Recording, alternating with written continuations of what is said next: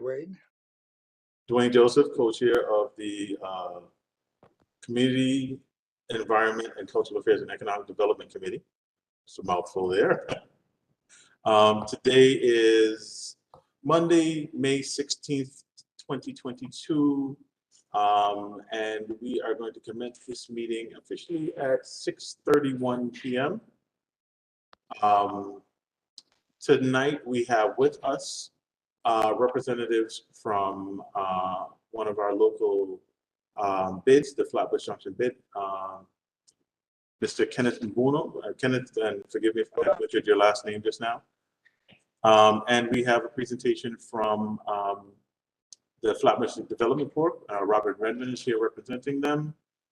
Is anyone here from the Cortelyou Road Merchants Association? They're also presenting tonight. I think Nina and they're supposed to be here. Yeah, to talk about what we're doing over in Corma. So let me just text them and remind them that we're on. And that's okay, because Kenneth is on the agenda to go first, so Right. they've got a little bit of a cushion. Okay. So Kenneth, if you wouldn't mind, one, introducing yourself formally and letting people know what you're presenting tonight. Sure. Hello, everyone. Good evening. Thank you again for having us. My name is Kenneth Mbonu. I'm with the Flatbush-Nostrand Junction Business Improvement District. Also with me is Cuthbert Onikute. He's the project manager on the Community District Needs Assessment that was done recently that we'll be presenting to you. Cuthbert, are you on? Yeah. Cuthbert, do you mind introducing yourself? And we also have Rihanna. She's with New York City Department of Small Business Services, who is the coordinator, funder of this grant, and a lifeblood for many of the smaller bids. Hi, Rihanna. Cuthbert is a program manager, and he's going to present the analysis, district needs analysis. Cuthbert, do you have permission to share? I think he might need permission to share the presentation. Remember now that this presentation is still a work in progress. We just completed our most recent surveys of the merchants, and that still needs to be inputted into the system. But we will present a final formal copy once all that is done. Okay, Cuthbert, you want to introduce yourself first, and then you can make the presentation. Thank you all. Sure. Good afternoon, everyone. My name is Cuthbert Newkirk. I am the program manager responsible for the Flatbush-Nostrand Junction bid portion of the Flatbush CDNA. Can everyone hear me okay? Yeah, okay. And so like Kenneth mentioned, we worked, someone is speaking. Okay.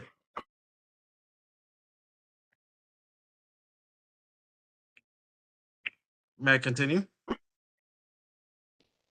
Just a reminder to everyone, if you're not speaking, please mute yourself. If you're on a phone, *6 to mute and unmute yourself. But if you're not speaking, please mute yourself. Go ahead, Cuthbert. Okay, thank you. So like I was saying, I'm the program manager working with Kenneth and with the New York City Small Business Services on the CDNA, responsible for Flatbush Avenue from Avenue D all the way down to Avenue J on Flatbush, and then on Nostrand, Glenwood to Avenue J, working with the other groups in the bid. I'm now going to share my screen again. Can everyone see my screen? It says I'm still sharing. Can everyone comfortably see my screen? Yeah, it's visible, yes. Okay, great, thank you. Okay, so like I said, my name is Cuthbert Newkirk. I am representing Flatbush-Nostrand Junction bid.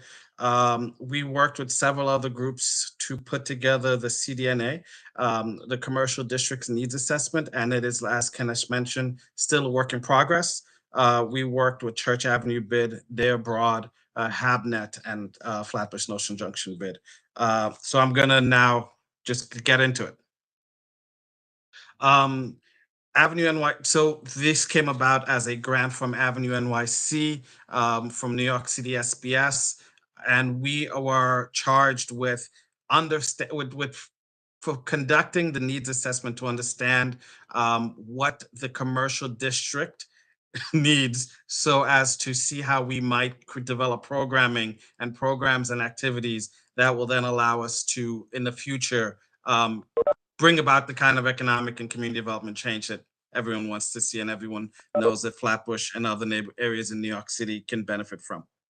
The members, my colleagues on this was Barbara at Church Avenue Bid, Dominic at Dare Broad, and Rock and Jackson. We also had Lauren that worked with Church Avenue Bid, and obviously Kenneth. Our SBS project manager is Rahana, and I believe she's on the call. And so if you have any questions, you can pose them to either any of us. So just getting into it really quickly, we're just going to provide you some neighborhood context, give you some key takeaways, and then just go into our key findings, both for the business inventory, the storefront conditions, the streetscape, and then merchant and consumer survey. What I should explain is that the process there were multiple steps over several months. We started in November and then kind of last month, where we reached out to property owners. We reached out to businesses. We reached out and we surveyed over 300 businesses. We reached over and surveyed over 500 consumers. And then we reached as many property owners as we can to kind of understand what their concerns and their needs and their ideas on how we might improve the area. We also conducted a streetscape inventory, which meant just going out, taking a look, taking photos, and taking notes according to the SBS guideline on on things that we can call out for the area. And then we conducted a consumer and merchant survey. Like I said, we did over several hundred of those across all four of us. And so this is, again, like Kenneth mentioned, a preliminary presentation of the results. We're still working on the data. Just giving you guys some context, because everyone already knows Flatbush, just going to lay out for you the areas that were covered by the respective bid. Church Avenue covered the northernmost portion of Flatbush, and so they were doing Clarkson Avenue down to Beverly Road. That's Church Avenue bid. Dare Broad was doing east to west, so they covered on Church Avenue all the way down to East 94th from Flatbush. Dare Broad, Habnet, I'm sorry, covered Clarkson down into Glen Road, and then the bid covered from Avenue D, like I mentioned, down to Avenue J, between Nostrand and Flatbush. So what are our key takeaways so far from the work that we've gathered? The one thing that everyone is clear on, both merchants and consumers, is that Flatbush is already a vibrant and dynamic and diverse district, and they love it, right? Everything is here is something that, we heard dozens of times from merchants and consumers. The availability of supply, the diversity of culture, the diversity of people were things that consumers and merchants found was bringing people to the area. And that was, again, just across the board. There are some things that we can do to improve the area. There are certain pockets in the area. In areas where you have existing bids and existing groups, sanitation is strong. Outside of those areas, sanitation is something that merchants and consumers would like us to work on, and also beautification. So tree planters, more trees, benches for people to sit on. Those are the kinds of things that consumers are asking for. And those are the things that we learned across the board. And then a significant number of businesses suffered as a result of COVID, a significant decrease in their operational revenue. And so we recognize, and they were asking for support, financial support, helping them negotiate lease and just things to market the area so that they can get back to where they were before. And then there is always the contention between transportation and parking, with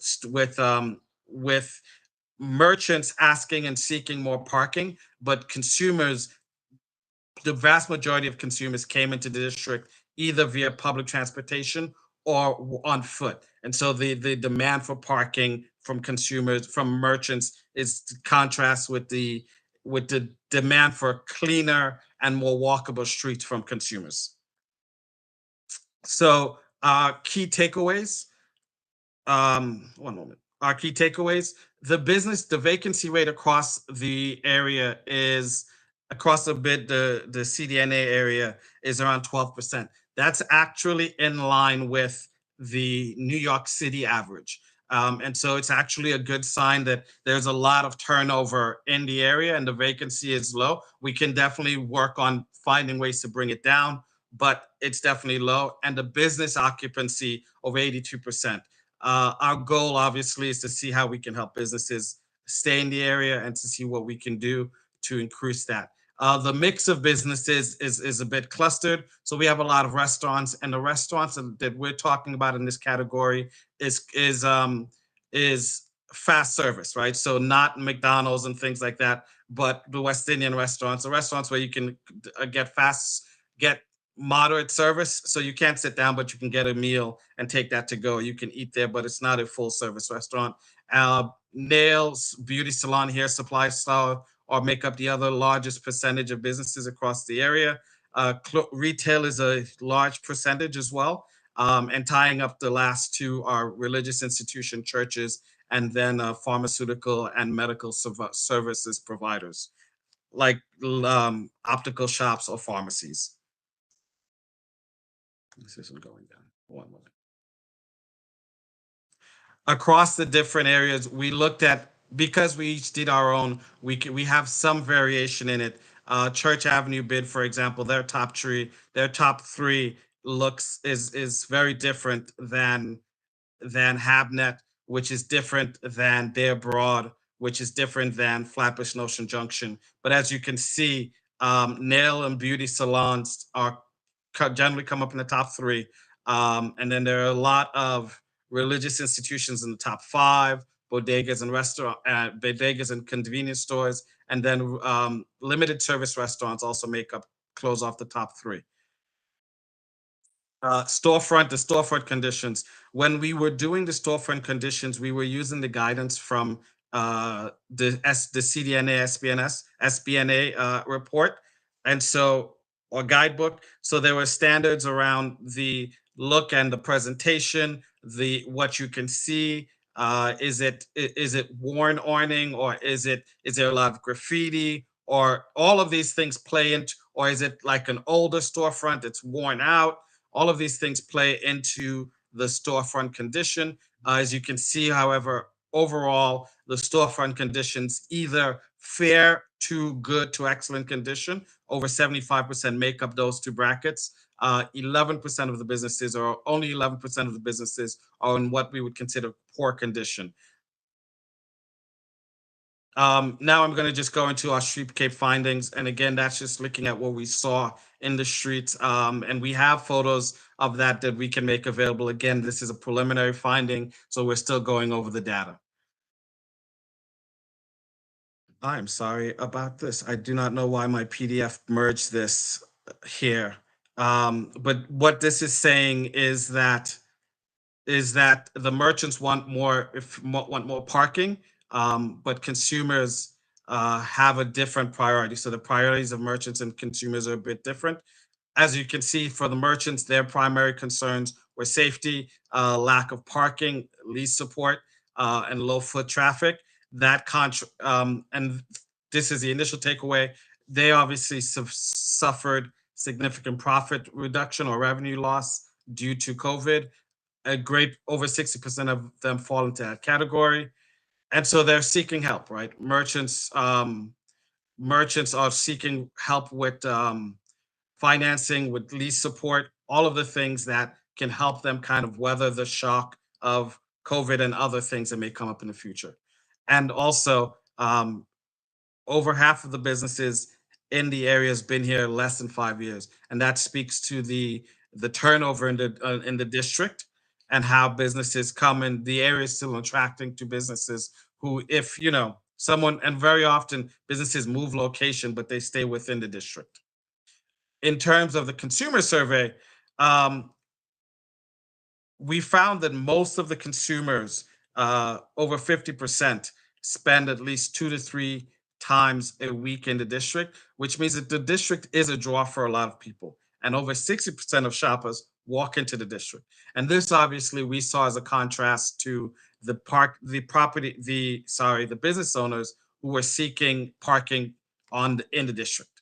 Our hope is we can create a program, doing some kind of programming, or an idea that we have rather, is to do some kind of programming to tie the entire district in, to make it much easier, improve the sanitation, so it's there's less trash flying about, so people aren't bothered by that, but also help market the businesses by creating some kind of way to connect all of the districts, so that people have a sense of, they know what shops are in what corridors. Because one of the things came out in our research is that even though there's a lot in the district, consumers don't actually know all of the store. I mean, it's impossible to know everything.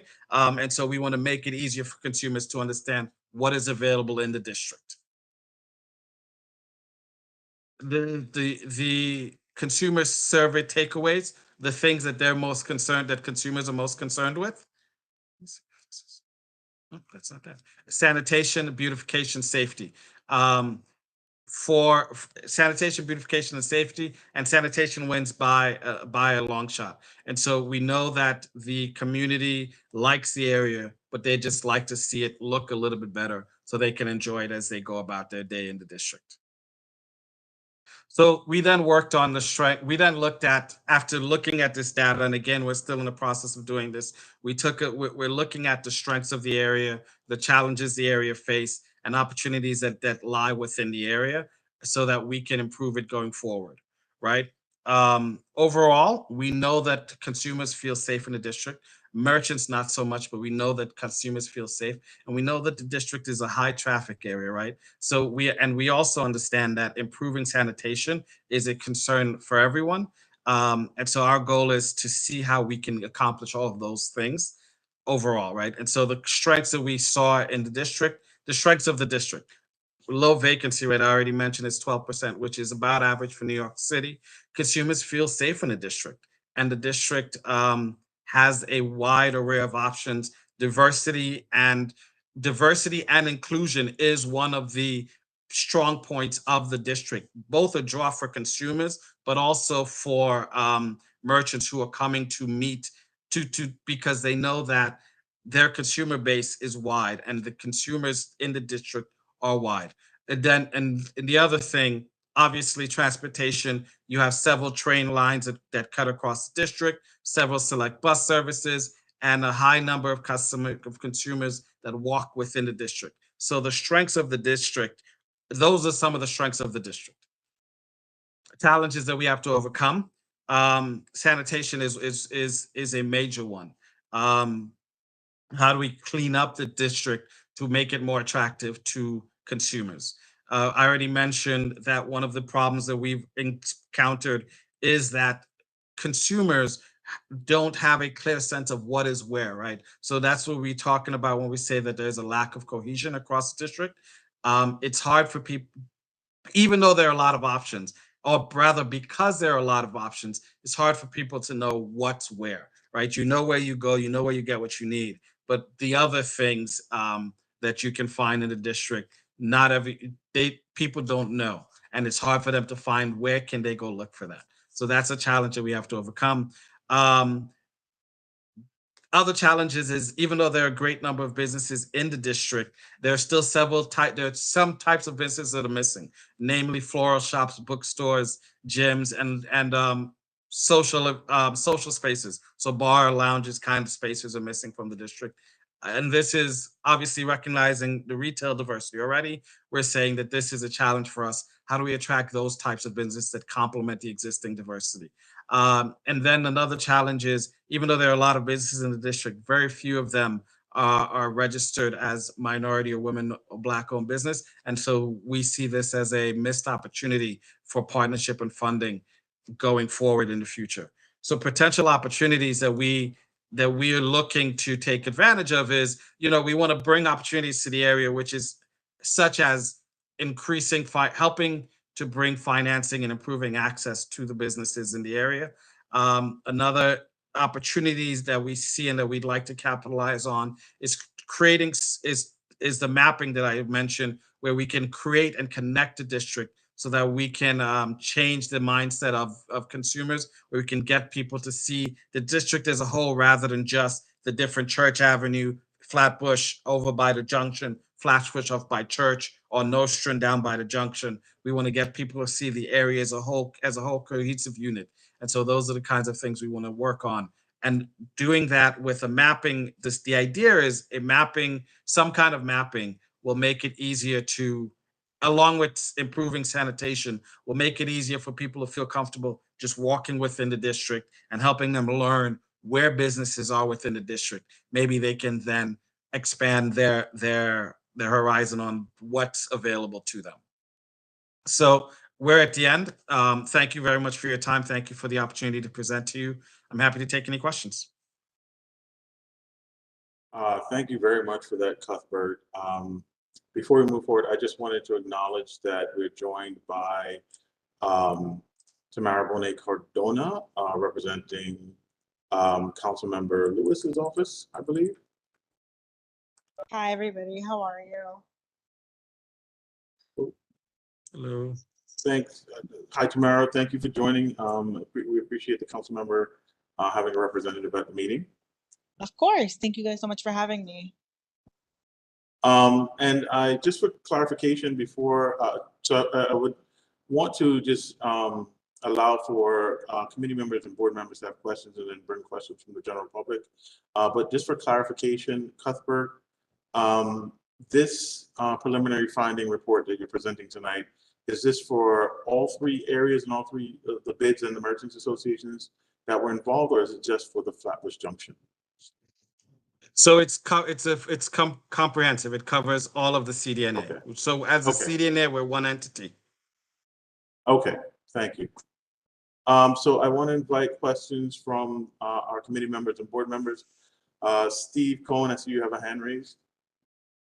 Thanks, Dwayne. And thanks for the presentation, Cuthbert. I have two questions. The first is, I think on slide 6, it said that business owners want better street parking. And I just wanted to get a sense of what they were referring to other than just removing bus lanes, because I'm not sure exactly what that means. My second question was because of the sanitation concerns. I know I'd seen that in Times Square, there's like some sort of pilot program going on with like containerized, containers to store trash. And I'm just wondering if there's been any effort to see if the city would, roll out any sort of pilot program that either the Junction bid or one of the other bids could take advantage of to try that out to see if that helps alleviate some of the sanitation concerns. Thanks.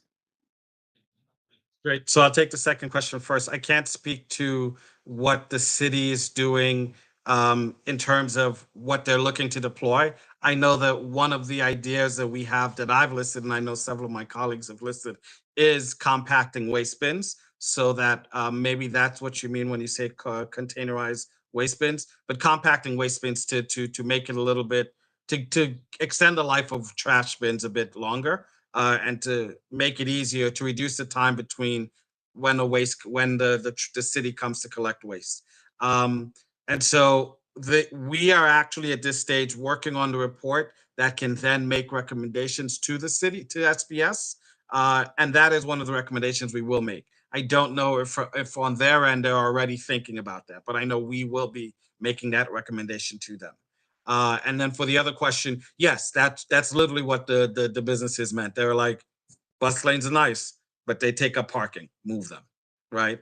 But again, we know that a vast majority of the consumers were getting to the district on public transportation, including select buses. So they obviously are seeing it as oftentimes it's an inconvenience for them and a few shoppers that they know personally, but they don't see it broadly in the impact on the district. Got it. Thank you. Yeah, hi, it's Kenneth here. I just want to make one or two other clarifications. With reference to the sanitation, the beauty of this program is it allowed us to cover areas outside of the bid corridors. And so the emphasis on sanitation was really the areas that were not covered by bids. So Flatbush Avenue from Avenue H to Avenue J. Nostrand Avenue from Avenue H to Avenue J. Flatbush Avenue from Avenue H to Avenue J. Those areas are not covered by the bid. But the clients there, the businesses there really made an emphasis on the importance of sanitation. Flatbush Avenue from Glenwood, from Farragut to Avenue D. Those areas too needed some sort of supplementary sanitation support. So those are the areas in the areas that we uncovered, that there was a strong emphasis on sanitation. But the bid geography was fine. So just to give you just put some clarification there, it was primarily areas in the survey that did not have a business improvement district or some sort of public official support. I do know that Councilmember Lewis covers support sanitation outside the bid district in certain areas. Thanks for that clarification, Kenneth. Sean Campbell, you have your hand up? Thank you from me too, Kenneth, because that clarified, with the sanitation, it seems that it isn't so much the private carting that's creating concerns and issues and chatter. It's really it's the litter. It's litter that accumulates all day long during the day. So certainly happy to talk about potentially other locations for public baskets, but we know that sometimes then attracts illegal dumping, but always willing to talk about that. And I appreciate that the supplemental sanitation services that the bid provides is having a really noticeable positive impact. The other question I have are really, in Cuthbert, I think I raised this when at the bid meeting, but just to put some context on the majority of store owners that recognize parking as an issue, you said the vast majority of people who are shopping are there by public transportation, and 60% is what the number that you came up with. And I don't think of 60% as necessarily being a vast majority. I don't think any of the businesses could withstand to lose that 40% is an important part of their business. And so what I'm wondering is, that's of the people who are there in the bids shopping already that are being surveyed. Is there a way to capture potential customers who aren't shopping there because the parking isn't available to them? And maybe that's the sense that store owners are getting, is that there are people who aren't even there yet, or aren't there because the parking is so scarce. And then one last thing, I do want to point out that the Flatbush Central is open, and one of their incubators is beauty products. So it's interesting that there's this high percentage of businesses that provide those services, and I wonder if there's a partnership to be explored between the incubator program and the stores on the ground. Yeah, I'll leave it at that. Is that Flatbush Central? Yeah, it's the Caribbean market that had moved onto Clarendon while they were building the Caton Flats project. They just did their ribbon cutting last week. Yes. Kenneth? Oh, okay, sorry. Sorry for intruding, Cuthbert. So with reference to parking, Flatbush is a very densely populated neighborhood. You'll be surprised that primarily most of the parking on Flatbush Avenue, at least in the bid area, the cars belong to the business owners. So it's so you are now tossing a ball here and trying to figure out what are they talking about. Yeah, They're very frustrated with the tickets and going out periodically to put new tickets to avoid fines. I think at the end of the day, there are certain areas that are not well trafficked. Those are the business owners that complain about traffic, about parking. But if you look outside, all those cars there are theirs. So it's and it's a first come first serve basis. They are ready. Whoever comes there early parks there and does not leave until the period expires. So it is a dance here, but primarily most of the people that shop at the Junction area and on Flatbush Avenue are people that commute by bus, train, dollar cabs. Those are very important transportation medium in the area. Sorry? I was just saying modes. Yeah, yes, transportation modes in the area.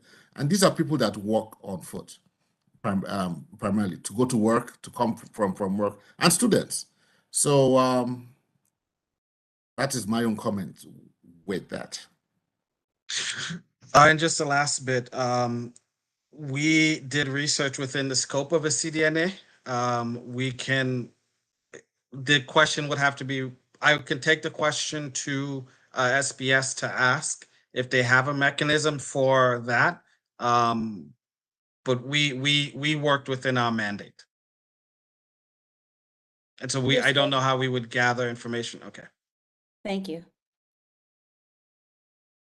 Thank you for that. We have a question from Nina Sack there, and after that, I think I want to move our meeting forward just in the interest of time. So Nina, you'll be our last question on this topic. Oh, actually, yes, I was going to address the issue of the driving versus public transportation, and it could be that because the merchants themselves are driving, that they may very well overestimate the importance of driving to get there, since that's their mode.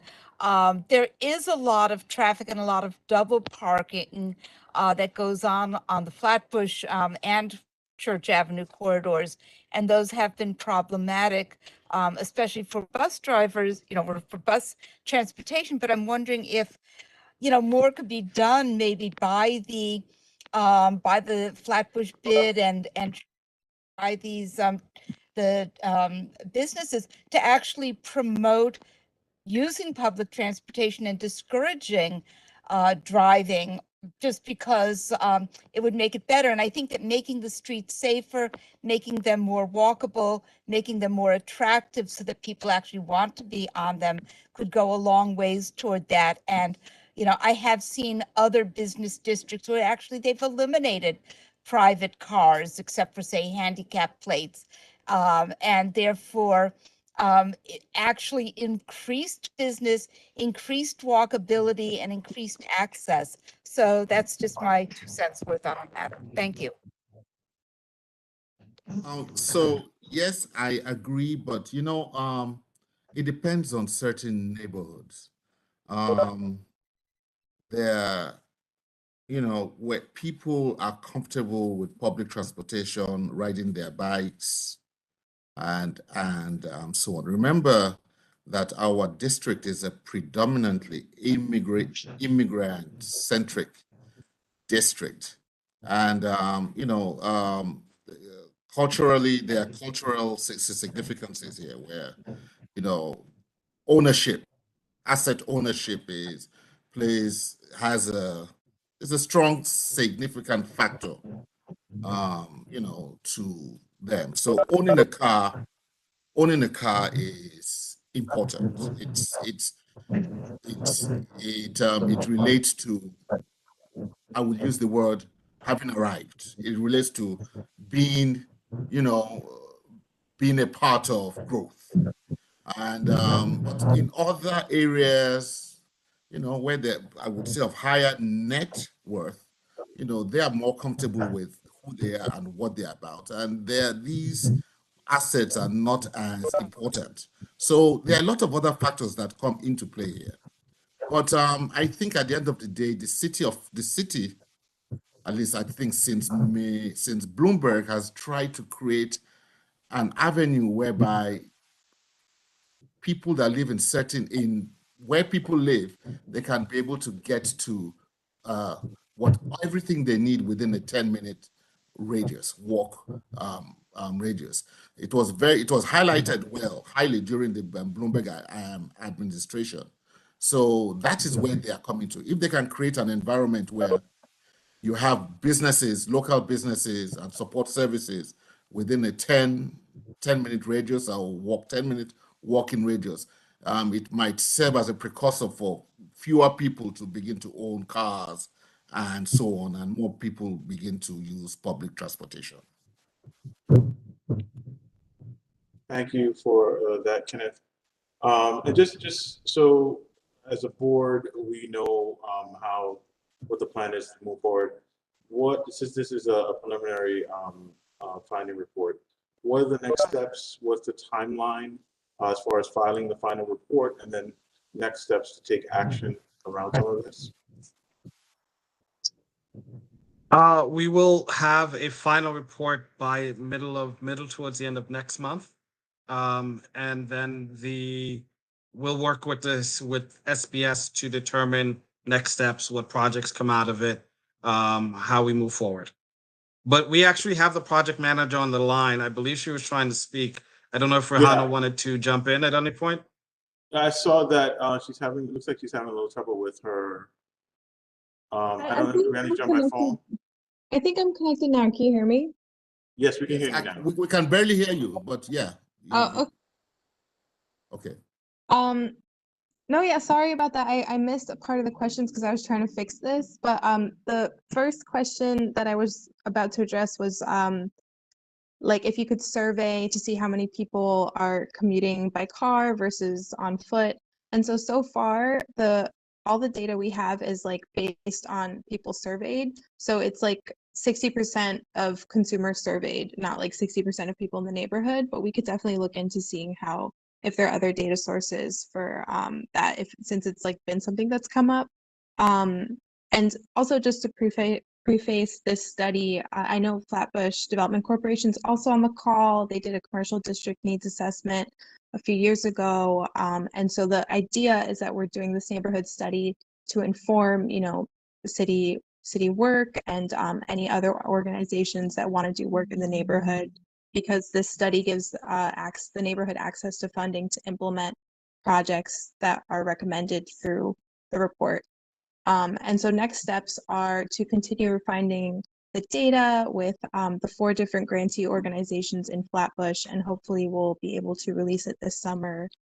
And we have recently opened a grant program, the Neighborhood 360 program, that neighborhood organizations can apply to implement the projects that have been and recommendations that are being worked on through this report that the Junction bid and the other groups are working on. Does that answer the question? That's what you asked. Next steps. Yes, that does answer the question and gives an outline of timeline. I'm speaking on behalf of my district manager right now, but I would say that if there's any way we can help you amplify some of that that work or those opportunities out to the community, please share that information directly with our board. Sean Campbell's on the line, awesome. and yeah. No, the Junction bid and DeBrod, Church Avenue bid and Habnet are all working on community engagement throughout the month of May.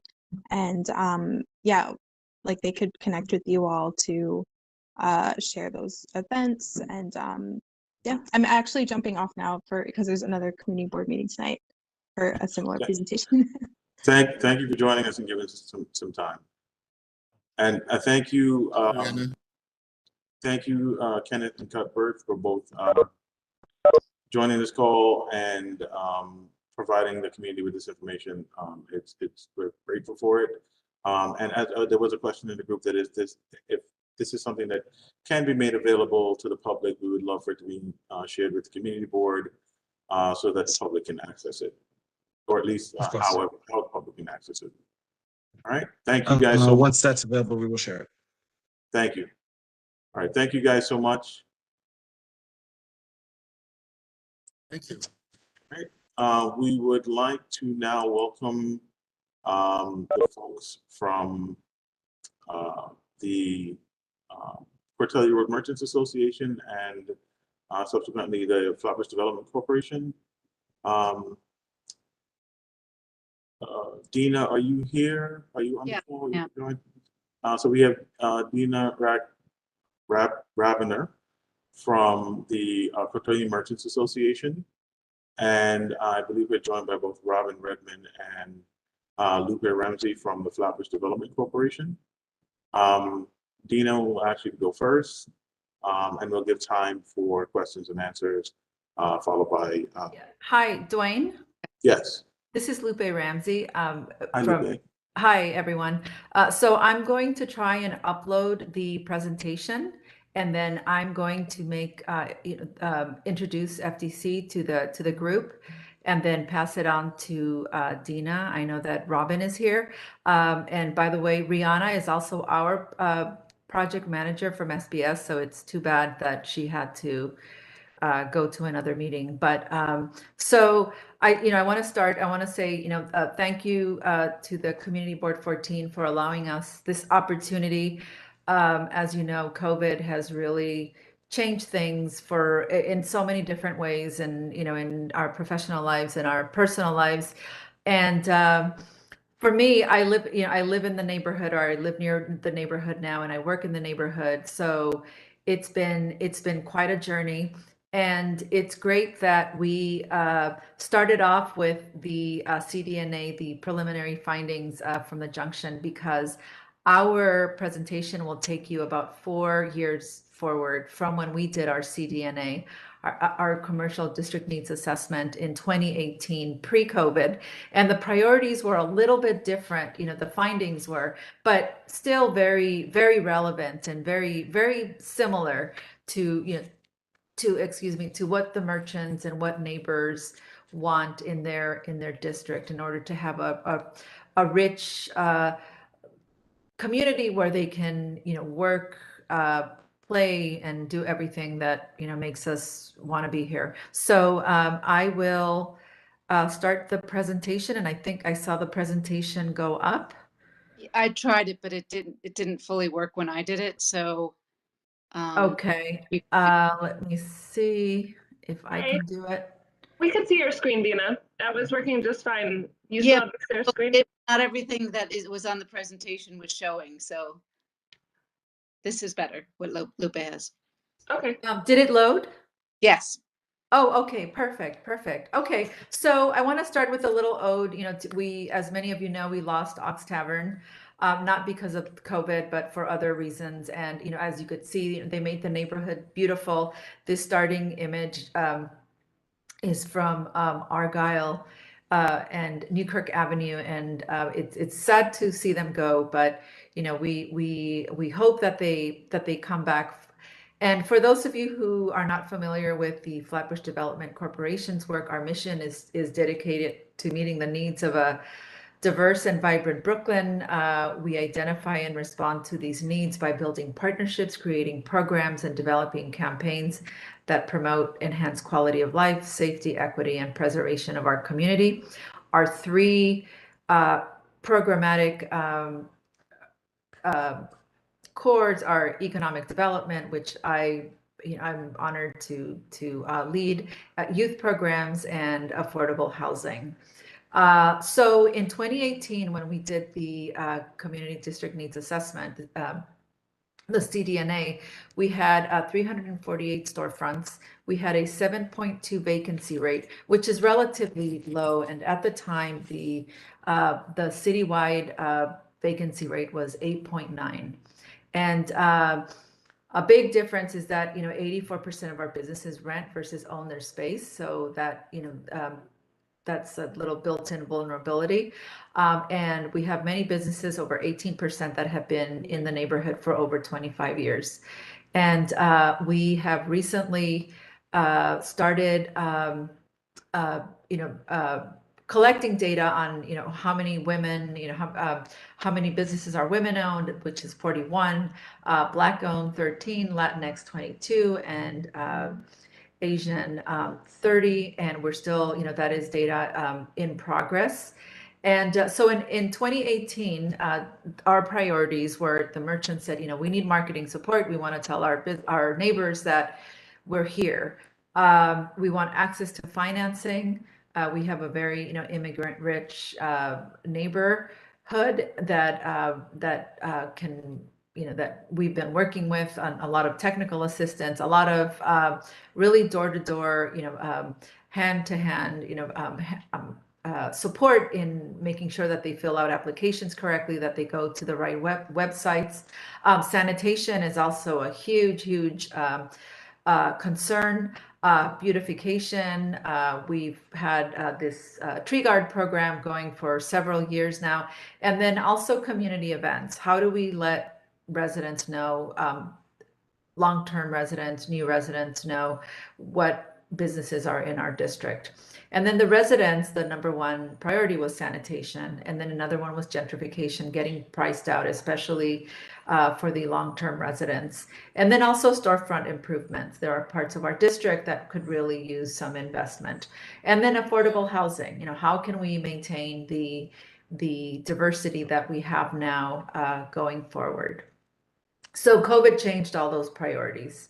All of a sudden, we were forced to pivot. We were forced to work from home like the rest of the world. And all of a sudden, our priorities were making sure that our small businesses had access to PPP loans, knew where to go, PPE, protective gear, and then that they could online, that they could serve the community online. And that was a big challenge and continues to be a big challenge.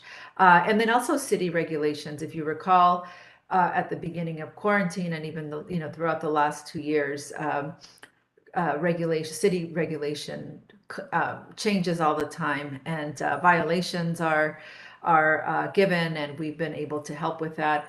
Employee shortages are another challenge. And then, the big difference between the Junction bid and any other bid in the city is that FDC is not a bid. We're largely run by volunteers, like the wonderful Dina Rabiner that's going to speak about Korma soon. And so it's really, I've been at FDC for about 5 years, and it's really, what we can fundraise, what volunteers, we have an amazing pool of volunteers, but, it's people help whenever they can, they can't always help. So we manage that.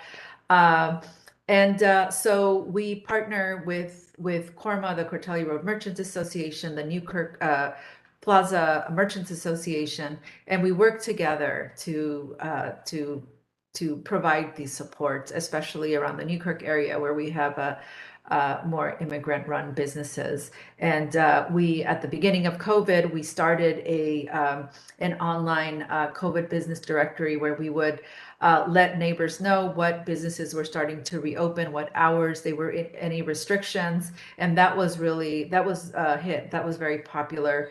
Also, PPP loans, as we know. The initial round did not benefit most of the small businesses. And then, we moved on to PPE assistance, which we still continue to this day with our community partners. And then, we also advocate for consistent city regulations. They're extremely frustrating. to our small business owners. We hear it on a daily basis, how, their one inspector will come one day and then the next day another inspector will come and say something completely different. And sometimes these differences mean a lot of money that businesses have to pony up to be able to meet these regulations. We've also been very strong in social media promotion, also local media. Dina will talk a little bit more about that. And then also we've grown our community events. We've really, around the Newkirk area, around Cortelyou, and it's been really, it's been challenging, but it's also been interesting. As I mentioned, we're not a bid, so FDC has been focused in applying for grants, especially the last 2 years. We've had some luck, so now we have some programming in the plaza around the neighborhood that I'll get into a little bit later. But right now, I want to introduce Dina Rabiner. She's been our co-president of the association on Cortelyou, and she's done some great work along with the board. She is, I can't say enough good things about her. And so Dina, I'm gonna pass it on to you and let it to tell us what Corma has been doing. Sure, thank you. I'm Dina Rabiner. Thank you for having us here to talk about the work we've been doing and where we hope to be. So I am a volunteer, as is the rest of the board, for the Cortelyou Road Merchant Association. The rest of the board is made up of either business owners or people that work at our local businesses. I am a resident here and clearly vested, and my paid job is actually at the Brooklyn Chamber of Commerce. I do economic development there, and it's been a big help in terms of helping the Cortelyou Road Merchant Association during this time, because we are not a bid, and we don't have the resources that bids have. And if it wasn't for the work of the FDC and specifically the work that Lupe and her colleague Nina have done, there's no way we could have done even half of the either events, the marketing, and just the quality of the technical support that we provide. For many businesses, we were the lifeline during the pandemic. And, if you, go down Cortelyou Road, and even if you went down Cortelyou Road during the pandemic, it felt, it was a little oasis in a way from, the horrible things that were happening around us. The community came together. We served a very important role. That all pretty much about 90% of our budget goes to sidewalk cleaning and sanitation services. We are a member organization, so we really depend on the membership dues from our businesses, many of which don't actually contribute for maybe because they don't have the additional income to do that, especially during COVID. They didn't have those extra dollars. And then one thing that we did to try to alleviate that was we opened up membership to the community, to the resident associations, to our residents as well, so we could get income that way. And then again, the support, the grants that Lupe was able to get really helped us, as well as some of the support from our local electives. But we are really looking for kind of the long-term viability of this association, given the amount of work that is required, as any bid director knows. To rely solely on volunteers for this type of work is a lot. And given what we all went through with the pandemic, it's not a path to success going forward. So we really need, we've built a strong organization we have a very strong presence in the neighborhood, among the businesses, on social media, in local media. When we got written up a lot, which really helped our businesses. But we need, really somebody who, at least one person who this is their job. Because there is so much potential. I mean, in the last month alone, we have 5 new businesses that opened along Cortelyou Road, or 2 that are about to open. But we see that there's a lot of potential, and it's a vital commercial corridor. It's extremely diverse, in our restaurant row, at least. I mean, not in terms of businesses. There's still work to be done in terms of diversity of businesses, but we do have a diversity of cuisines. We attract a lot of people. There's a tourism aspect to the area, and our events not only serve the neighborhood, but serve the wider Brooklyn or New York City community.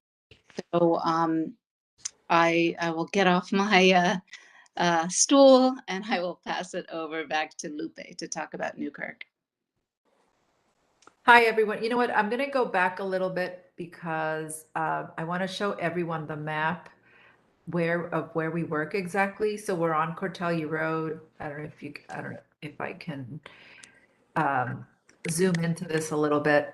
So our territory is on Cortelyou Road, from Coney Island to Ocean Avenue, then down to Foster Avenue, on Coney Island and Ocean Avenue, and Newkirk Avenue and Newkirk Plaza. So we're busy, and we love what we do, but we could definitely use some more support and long-term sustainable measures to make sure that our district can continue once Dina and I are on to other life callings.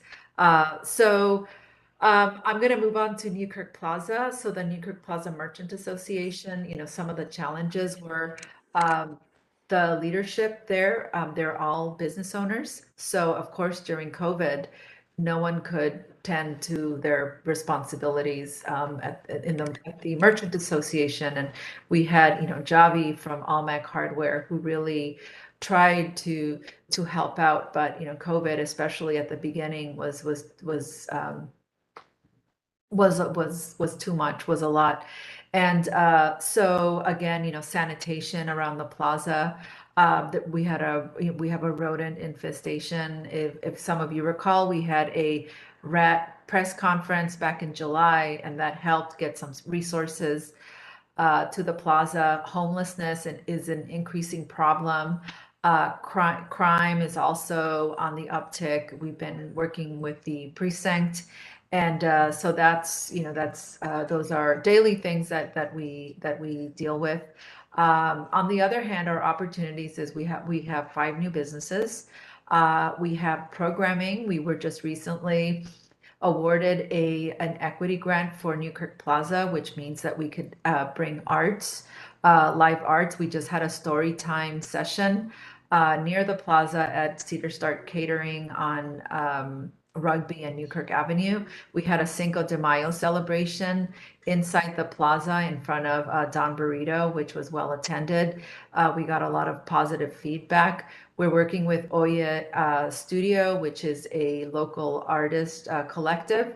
We are building a big mosaic in the tunnel, which is going to transform it and turn it into a more positive space. We did a mural last late summer, early fall in front of Kabir's. That's also been great.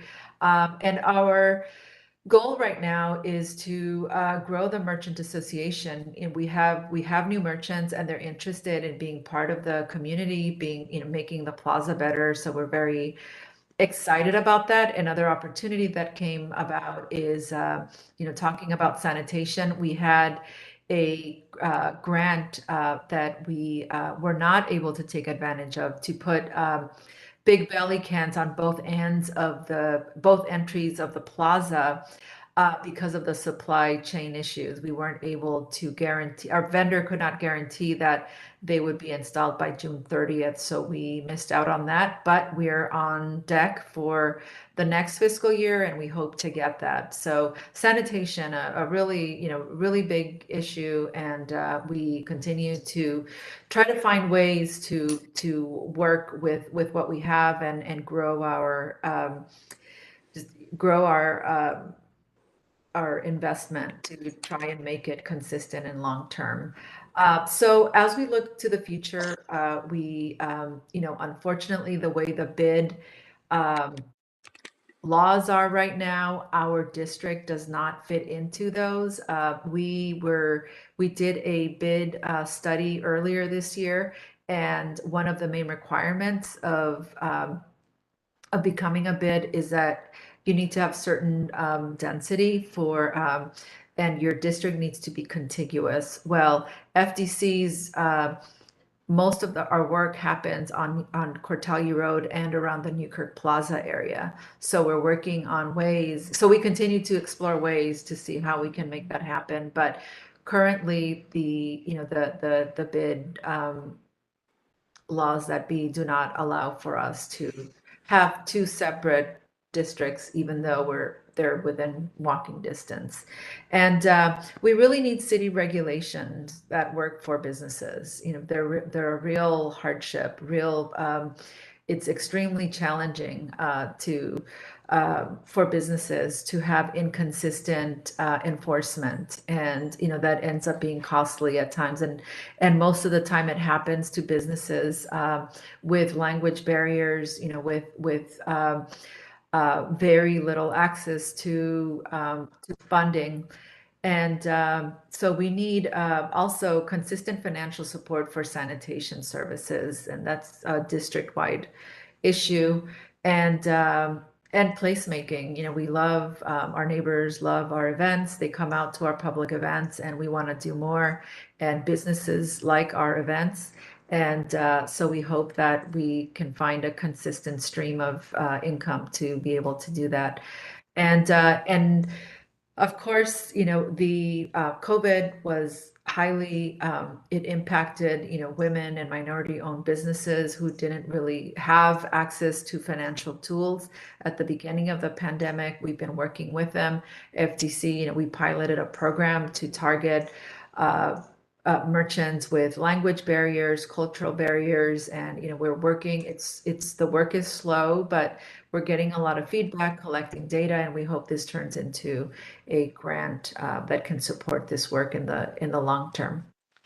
And I just want to say that I mentioned that we're really a volunteer operation, and one of the great reasons why Cortalia association was able to really thrive during the pandemic is because of volunteers like Dina, a resident, and then Susan Siegel too, who's no longer on the board, but she was on the board for a couple of years, even after she sold her business, the Brooklyn Artery.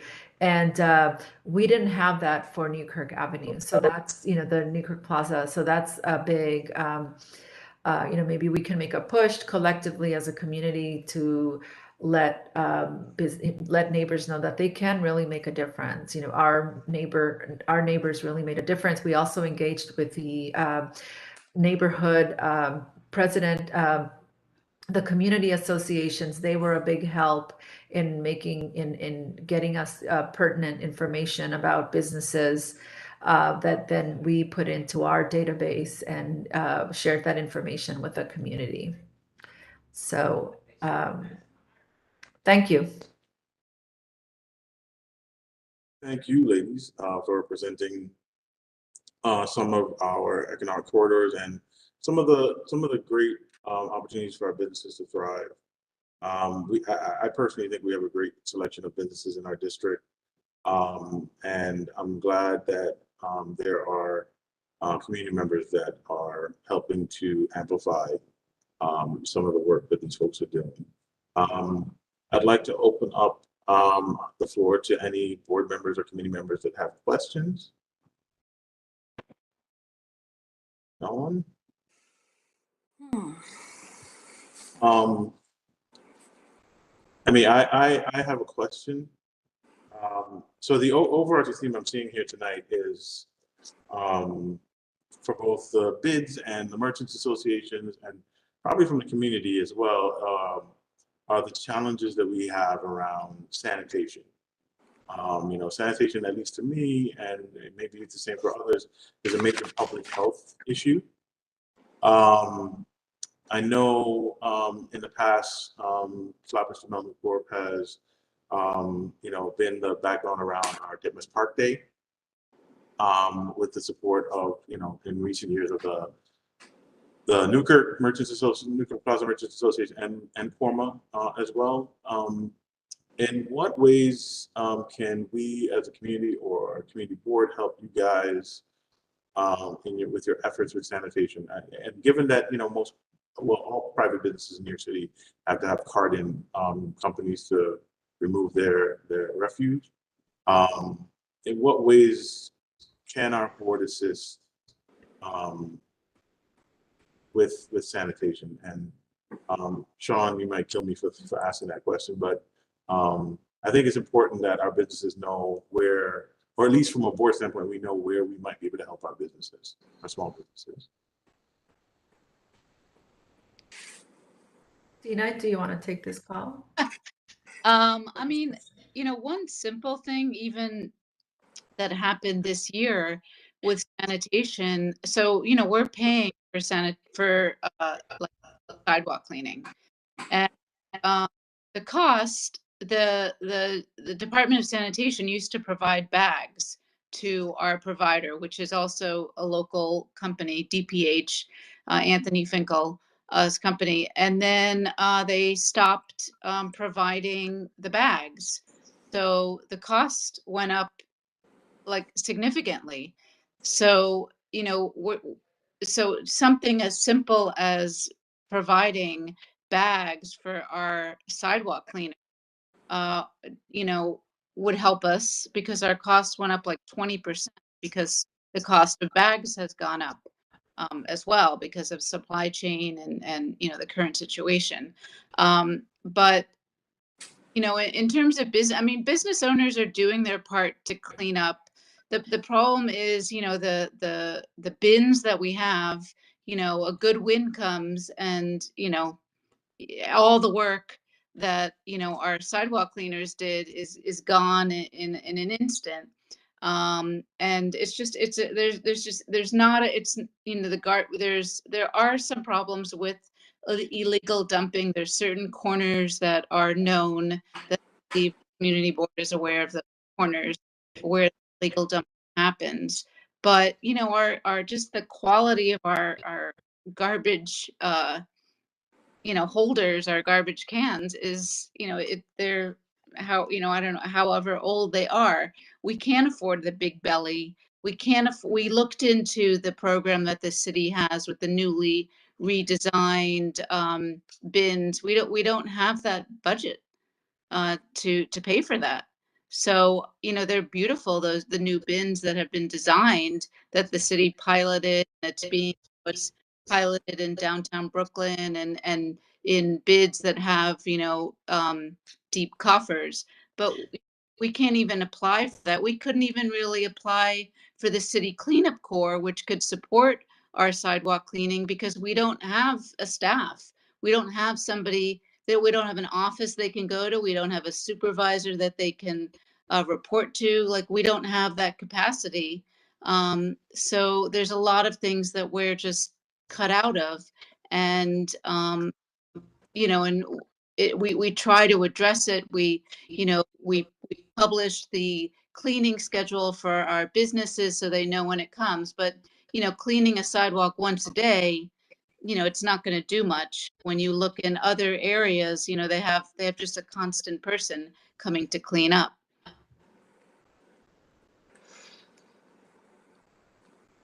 Thank you for sharing that. Yeah, that is interesting. I mean, definitely having space. There are options that are available, at least from my knowledge, there are options that are available, but yeah, you would definitely need to have a space for folks to be able to come to and be supervised. Right. I see Steve Cohen, you have your hand up for a question. Yeah, thanks for that presentation. It was very informative. I guess I'm a little curious if there are opportunities related to more folks working from home. I guess I'm curious if I guess number one, if foot traffic in Newkirk Plaza has been restored to pre-pandemic levels during rush hour, or if it's still below that. But I'm also wondering if because there are certain number of white collar workers who live in the area who are working from home, if that's been helping local restaurants, delis, let's say, in terms of getting more lunch business than they were pre-pandemic, where folks might be in Manhattan instead. Thanks. Yeah, so I'll answer that. So, definitely some of the lunch crowd is gone. They've gone back to work in Manhattan or other parts of the city, but it still remains, as most of you have probably read on the media, that the outer boroughs have fared better as far as economic recovery than Manhattan, because a lot of us are still working from home. And I think it's an interesting, I should, as I mentioned, we were able to stay afloat and even thrive because of the community during COVID. We've had a lot of outstanding neighbors step up and help with events, with sanitation, with different things, and it's been that's been a great silver lining for for this crazy COVID world we're living in. That we do have a lot of neighborhood support. But as Dina mentioned, what does that mean in the long term? What does it mean, when she moves on, when our neighbors move on? We really, I think, with this group, I think we really need to think about how can we keep this, how can we sustain this for the future, for future leaders, for future people who sit on the community board? What can we do now? And also, I mean, just like we all had a pivot during, in reaction to the pandemic, we're also having to pivot in new hybrid world where a lot of people are going back, and we're working with our businesses to pivot back to where you can't rely on that lunch crowd. So what are other things that they can do? What partnerships that they can form with other neighbors or other businesses to continue to thrive? I mean, ultimately, a strong commercial corridor is good for all. It helps our local economy, our residents. It helps its jobs. It's everything that economic development is.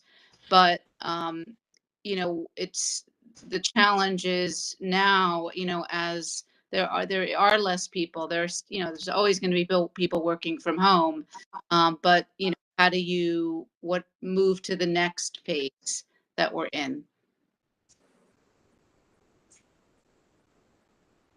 Thank you for that response and the question, Steve. Sean Campbell, you have your hand raised. Yeah, thanks. I hesitated because it's so broken record of me, but I think another hurdle is the fact that Newkirk Plaza isn't in the hands of any city agency, and to the extent that we can use this moment where the past borough president is now the current mayor, and as borough president was very keen on getting this into the hands of DOT. If it were a DOT pedestrian plaza, Kenneth will tell you, because he's done wonderful programming at Hillel Plaza, it really lends itself to that, and I think that could really create some traction. So to add to that. And then, you know, in the Department of Sanitation, once they have bags again, they'll give bags again because they actually are very appreciative of Cortellia Road and the number of baskets in the adopted basket program on Cortellia. So I know they're they'll be back with bags when they have bags to give. And I want to add, thank you, Sean. I want to add that we are currently, FTC is currently applying for DOT Plaza status in the Newkirk Plaza. So we hope that something comes out of it. Probably not, but we want to collect data. We want to document the fact that we have been, you know, that this struggle continues to have Newkirk Plaza become an official something of the city in the future. Great. Any other questions, comments, concerns? Well, seeing none, I would like to thank all of our guests tonight, both our bid representatives and our Merchants Association and Development Corp representatives for joining us. You know, this is a new committee for our board. You know, I thank our chair and our district manager for recognizing you know, how many actual commercial corridors we have in our district. You know, CB14, I'd like to say, is actually a little small business hub, and I hope New York City recognizes that and provides as much support as possible. I know as community members, we should definitely do our best to reach out to our elected officials to provide the various forms of support, especially with, you know, capital resources to our commercial corridors and the various merchants associations and bids that represent them. I would encourage you all to reach out to the elected officials that represent our area and ask them, you know, in whatever capacity they can, to help out and provide some support. Certainly sanitation is a big challenge throughout our district. I think our sanitation team does a great job though in overall collection and cleanliness, but they can always use support. And I know a few years back we did a survey of our district with regards to, I believe it was parks and as well as sanitation, Sean. I know the Parks Department did one at one point around trees and tree pruning. I thought sanitation did one as well. I could be wrong there, but maybe it's something that we can recommend sanitation consider. I think sanitation is willing to do whatever they're funded to do, and and maybe the focus would be on the elected officials to up the baseline on sanitation's budget instead of maintaining the 100% cut in manual litter patrol that seems to be carrying forward in the next fiscal year. And that actually, and thank you for pointing that out. That is actually a large challenge. Sanitation always seems to be one of the first places that gets cuts when the city needs to save money. And again, personally, I look at sanitation as a public health issue. They have the medical staff as their logo. Yeah, that's what they were founded as it. Yeah, and we all know cleaner streets, cleaner neighborhood means more foot traffic for our businesses.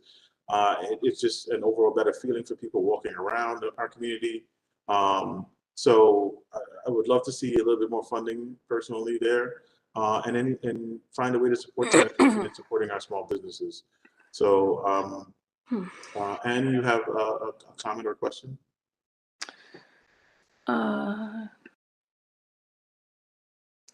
Yes. Can you hear me, Dwayne? Yes, we can hear you. Thank you. So I get a sense of frustration, perhaps, with the as there's a direct appeal, really, for funds and mention of grants that have been received and others that could have been in place, except for variables they were unable to take advantage of the opportunities. I think going forward, one of the things that the board could consider is some communication with whoever picks up the Cortellia, the Corma Merchant Association, as well as Newkirk Plaza, any opportunities that we hear of that we could channel back to this committee. Because I hear from both Lupe and Dina that there are potential or very real changes afoot with some of the founding members and leaders of these community efforts with placemaking and so forth, which really do help the heartbeat of the the smaller business corridors, which really are vital. But it kind of goes back to that quagmire of, I hear that there's a need for funds, and as a board, that's not really our place.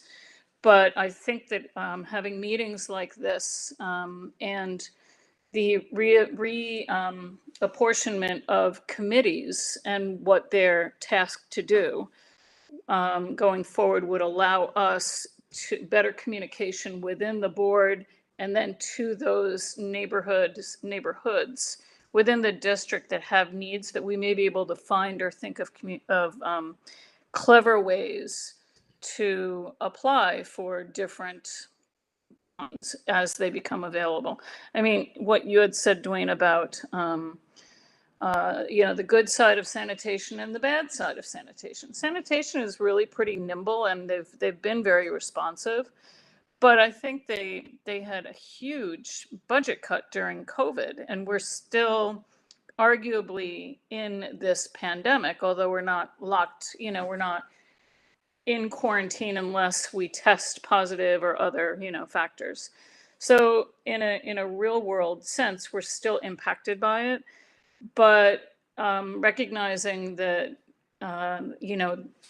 Korma and Newkirk have been really trying to carve out an identity, and which is well received from the neighbors and the communities in which they participate. It's difficult when people are called back into their former workplace away from their remote workplace.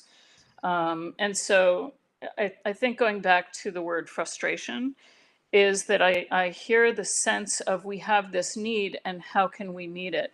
And I don't know that there are answers today, or we would have heard them more fully fleshed out. But I would like to leave this on a sense of hope that as we expand our topics, particularly in this committee and in some of the others, that we can better bridge communications to try to fill some of those needs. I'm not really sure what else to say here in this regard, but that there is this need, that it is all the efforts have been greatly appreciated. And it would be a shame to see that it has to significantly slow down because of staffing changes and the inability to fund, directly as a community board. That's not the role of the board, unfortunately. But it is something that we should factor in and see what it is going forward we can do to be of assistance. Thank you very much. Thank you. And you make a good point. I mean, the role of the board is not to provide funding, but I think part of the role of the board is to amplify some of the community's needs. And we can learn about those needs through these various committees and meetings like this and presentations from our community members and community partners. So, I am appreciative of the fact that our partners, community partners, in a sense, in the FTC and the bids, were able to find the time and took the time to come out tonight to present what some of those challenges are and what the opportunities they're looking at and how they their future thinking of how they can make improvements that will overall impact our community. So that's the most important thing, is being able to amplify some of these challenges so that anyone in the community looking at this video that's going to be archived on YouTube, or if they reach out to the board for information, we at least understand what some of the challenges the businesses in the community are facing. And Dina, you have your hand up. I just wanted to add, because like I said, I do work for the Brooklyn Chamber of Commerce, and the Brooklyn Chamber has been, as Kenneth and Lupe can attest to. I mean, before I worked at the Brooklyn Chamber, when I joined, they would hold, when COVID first started, they would have a weekly meeting with all of the bids and merchant associations. And it was a true lifesaver for a lot, like especially for Corma, to be able to engage with other bids and merchant associations across Brooklyn to see how what people were dealing with, what the issue was, what a solution was, ideas. And I will say, like, just speaking for the Brooklyn Chamber, like just listening to this, if I'm not wearing my Corma hat, that the Brooklyn Chamber is also working very actively to find ways to support bids and merchant associations, because we did find that during the pandemic, areas that had representation for their merchants did significantly much better, or fared significantly much better in terms of resources, PPP, all of the things, that support that was needed, technical support, compared to areas that had no representation.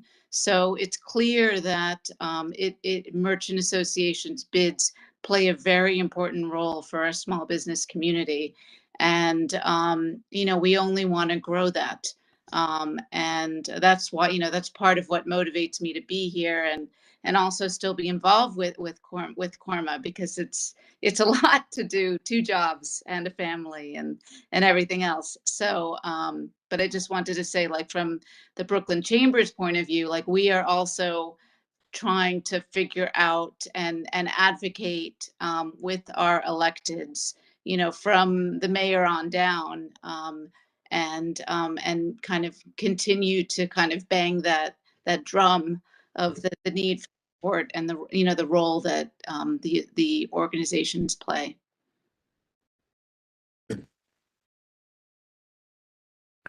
Thank you so much for that. With that, we're moving into the other business section of our agenda. Dwayne, can I just say one last thing? Sure, Lupe. That I just want to say quickly that I really appreciate that we have an economic development committee now at the CB, and I look forward to doing a lot of this, what we did tonight, to exchange ideas, and I think by doing this we can really identify a lot of the challenges and opportunities that we have as a community. So thank you. Oh, you're very welcome. Kenneth, you had a comment?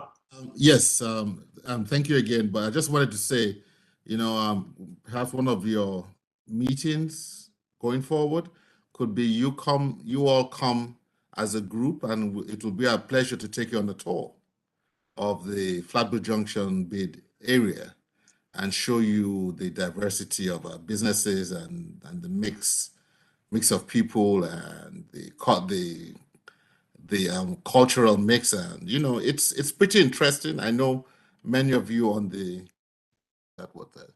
west side only go to Target, but we have some pretty unique whoa. small businesses. I gotta defend my board members. So we go beyond that. And the banks. I know we have a lot of banks there too, but you'll be very surprised of the niche, unique type businesses, small businesses that have added flavor to the area. So it will be our pleasure to take you all on a tour. Thank you. Well, we very much appreciate the invitation. I would say reach out to the district office, to Sean, and to our chair, Joanne Brown, who, forgive me, Joanne, I forgot to acknowledge you on this call tonight. I'd like to acknowledge our board chair who joined us, Ms. Joanne Brown, to let us know what that opportunity would look like, and then we could pass it on to the rest of the board to see who would be interested in joining. All right, so just if there's any other business, I saw here that it looks like, is it Cortelio FTC that's doing the Make Music Ditmas event on Sunday, June 12th? Yes. Okay. Both of us in partnership. Okay. So if we could just share that information with the community board, the district office, so that they can get the information up on the site, so the community is aware of it, I'd appreciate it. Also, you know, just in general, if you're doing events, make sure you share that with our district office. They're really good at getting the information on our website. So one last thing, tomorrow we're having a Newkirk Plaza Merchant Association meeting at 4 p.m. at Cedar Star Catering on Newkirk and Rugby, and the merchant is going to be giving tastings of her delicious menu, and so you're all welcome to attend at 4 p.m. And it's a new business, and we have, as I mentioned earlier, we have new merchants that are really interested in making the area better, and we're very excited about it and want to support them. Thank you for that information. Also share that with the board, with the district office, so that, you know, we can have it at least archived. But if there is no other business for the evening, again, on behalf of myself and my co-chair, Donald Loggins, we would really like to thank you all for joining us tonight and participating and taking the time to listen and learn about what's going on in our community.